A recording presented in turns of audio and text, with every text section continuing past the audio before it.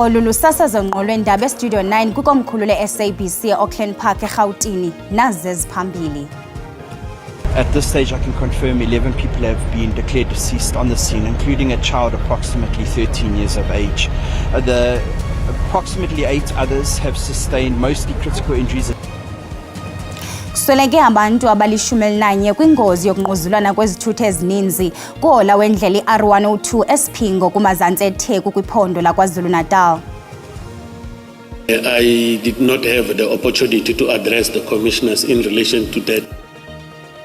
Intloko yebutho loKhetshe KwaZulu-Natal uNjengeleli Seja Sinona ityhole ikomishoni kaMadlanga ngokumdlela indlala kwiiseshoni zayo. Bhotani Mzikantu siziphekile sazibonda ngoku lilixa lokuba sizophule singaphosanga amaseko masinirhabulise kwibhekile yasemini nje. Kusweleke abantu abali-11 kwingozi yokungquzulana kwezithuthi ezininzi kuhola wendlela i-R102 eSphingo kumazantsi eTheku kwiphondo laKwaZulu-Natal. Bathe begaleleka kwindawo yexhwayelo abenkonzo zikaxakeka kusasa namhlanje bafumana abakhweli abaliqela bekhonxeke kwintsalela zongquzulwano lwenhlaninge yezithuthi.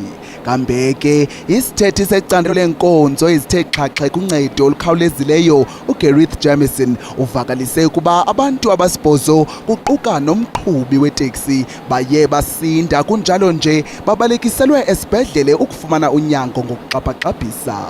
Le ngozi yakumazantsi yaseThekwini kuhola wendlela ka-R102 eSphingo yehlukanise inyama nomphefumlo kwabali-11 ngokungenalisini. Iingxelo zokuqala zibika ukuba umqhubi weteksi obesingisele eSphingo ugagene nesigadla ebesijongise kumzila onxamnye naye naso sisuka eSphingo. The truck was travelling towards Isipingo and a taxi was travelling from Isipingo. Somehow they collided head-on before obviously both vehicles in the wet lost control and veered off the road. At this stage I can confirm 11 people have been declared deceased on the scene, including a child approximately 13 years of age. Approximately 8 others have sustained mostly critical injuries. As you can see, the damage to the truck or the taxi is quite severe, so they multiple sustained critical injuries and have been rushed through to various Durban hospitals. Lo gama umphathiswa wezothutho KwaZulu-Natal uSiboniso Duma ubalule ulwaphulo mthetho oluphantsi kophando ngale nyewe noluquka inani eligqithisileyo kubakhweli beteksi. The taxi, unfortunately, was also overloaded. Instead of 15 passengers, they had 17 or 18, which is something that is not as well warranted. And I've already witnessed that the truck, the tires were worn, unfortunately, both the back and front. So, but the RTMC is still going to deal with that, which is why already even the truck driver was accompanied by subs. Ukanti ke kukwabongozwe abaqhubi ukuba basebenzise ezinye indlela logama izihlandlo ezikhokelele kule ngozi zisephansi kophando oluqhubayo. Ndimlo Lilitha Ntsundwani kwiindaba ze-SABC.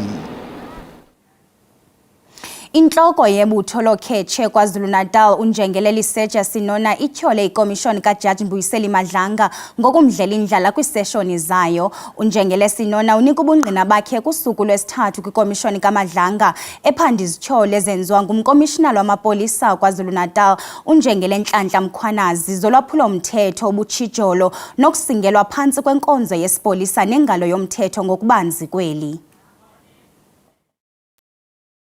Ekhwini ukuqala kweseshoni namhlanje uNjengele Sinona uthe kanganikwa amaxwebhu abalulekileyo neenkcukacha phambi kokuvela kwakhe sithi oko kuqhwalelisa amandla akhe okuzilungiselela nokuzikhusela.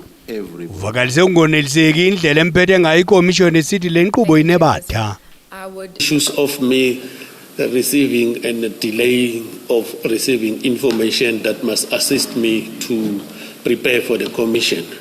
And I did not have the opportunity to address the commissioners in relation to that, so I therefore request to be offered the opportunity just to illustrate our interactions with the commission's attorneys, that to show also the frustrations that I went through and up until I come and appear here. Usaqhuba uNjengelesinona nokuphelekezophula ngemibuzo ngomanqanqa bengcali zomthetho abasebenzela ikomishoni nephanda izenzo zolwaphulo mthetho ubudlandlunge ubutshijolo nokugqubuleka kwabezopolitiko kwinkonzo yesipolisa nengalo yomthetho ngokubanzi.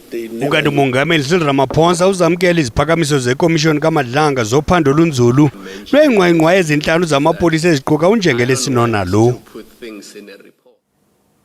Lihlehliselwe umhla wesithandathu kwinyanga kaFebruwari ityala likasomashishini onguNdaba Mlonyeni uVusimuzi Kate Matlala kunye nabo bane atyholwa nabo. uMatlala ujongene nothotho lwamatyala anzima aquka namanye ali-11 okuzama ukubulala.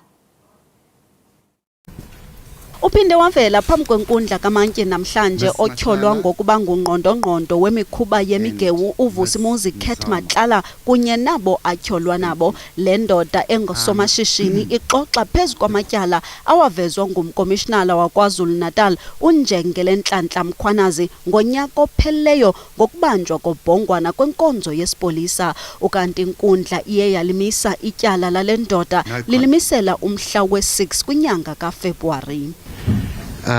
Your matter then is accordingly postponed to next week Friday, which is the 6th of February 2026. Amagqwetha omtyholwa aveze ukuba awoneliseki yindlela yokusebenza kwawo nephazanyiswa ziinkcukacha ezikumadokethi elityala angaphelelanga, nto leyo ekhokele ekubeni kube nzima ukusebenza. Our client, Mr. Matlala, accused number 3, was whisked away in the middle of the night to Kokstad, which is quite far away in KZN. Our client, for various reasons, wishes to have a speedy trial in this matter as quickly as possible. Okuvelayo kucaca phandle ngelityala kukuba amagqwetha walo somashishini azama ngandlela zonke ukuba uMatlala asondele kumaziko oluleko akufutshane nenkundla yamatyala, nanjengoko besithi ikude kwaye oku kuphazamisa ukusebenza kwabo.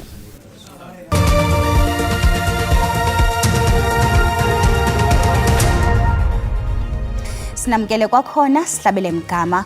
Intlanganiso yesigqeba esilawulayo se-ANC inqinisisile ukuba isithwakumbe sokuxhatshazwa ngokwesini ngokwenene intlekele kazwelonke kweli.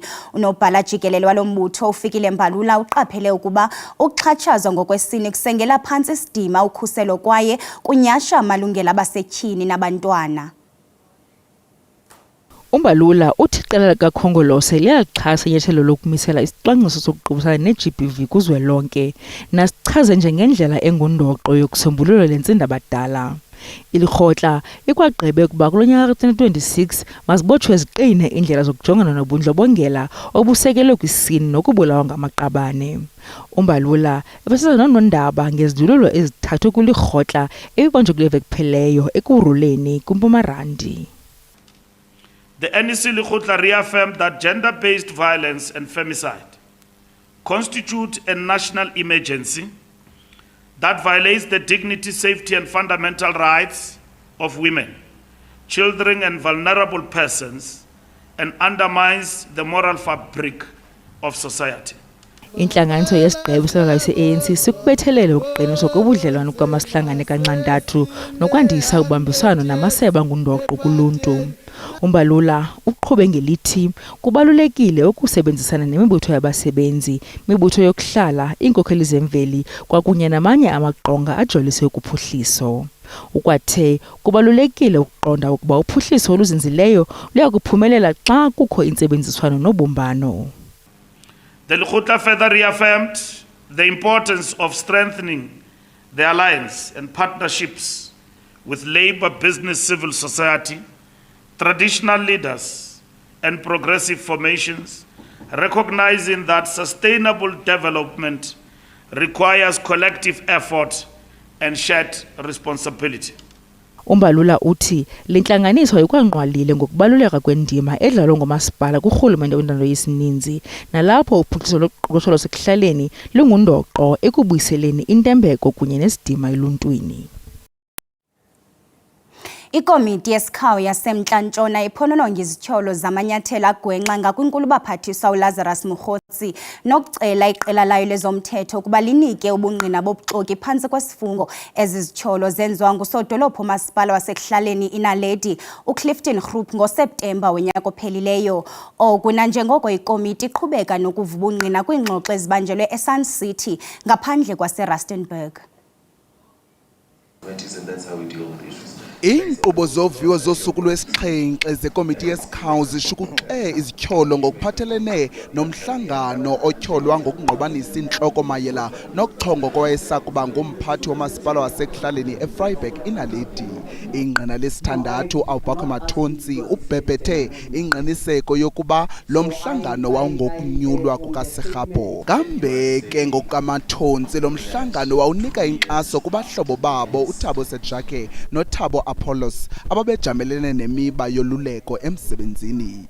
The moral support in context of the situation is that he's having a challenge at work, and a challenge is at the brink of giving the reason why he should not be suspended. Kananjalo uMathontsi uye wahlatywa imibuzo ngokhokele ubungqina uadvocate Pulesileka ngokuphathelene namaxwebhu athi aye athiwa thaca ngusijeka kumhlangano nawayebandakanya iziqinisekiso zikaSerhapho. Do you ask him how did he get hold of these documents? No, I did not ask him because he said it's an anonymous essay. So I from the statement it's an anonymous. It means he did not want to reveal the details.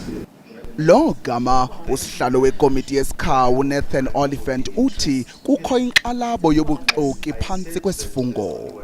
The committee has noted with concern that and reflected on the evidence of witnesses that have come before it,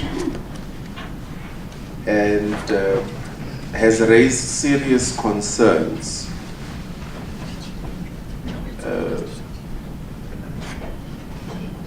of potential perjury,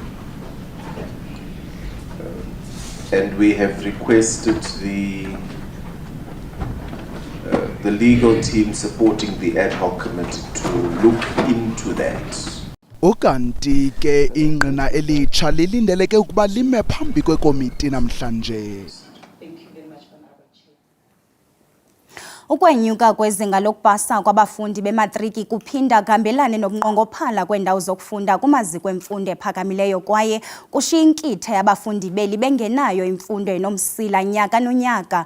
Kunyaka ka-2025 izinga lokupasa kwabafundi libalelwa ku-65,000, nto leyo ebonisa ukuba inkqubo yemfundo ephakamileyo enomsila iza kujongana nobunzima. Uninzi lolutsha lugqiba isikolo lukholelwa ukuba iyunivesithi yeyona ndlela elungileyo nekhokhela ekubeni ubani afumane umsebenzi. Kodwa le yinkolelo igcisa nomnini wenkampani iKitchen Wrap angavumelani nayo, nanjengoko iikholeji zeTVET zibonelela ngezakhono ezinokukhokhela ngqo engqeshweni. It's a mistake that young people are making because they perceive what vocational education as the last option, which is not. It's actually a quicker way to entrepreneurship and making your own money. So it takes less time to actually find employment or to even start your own business.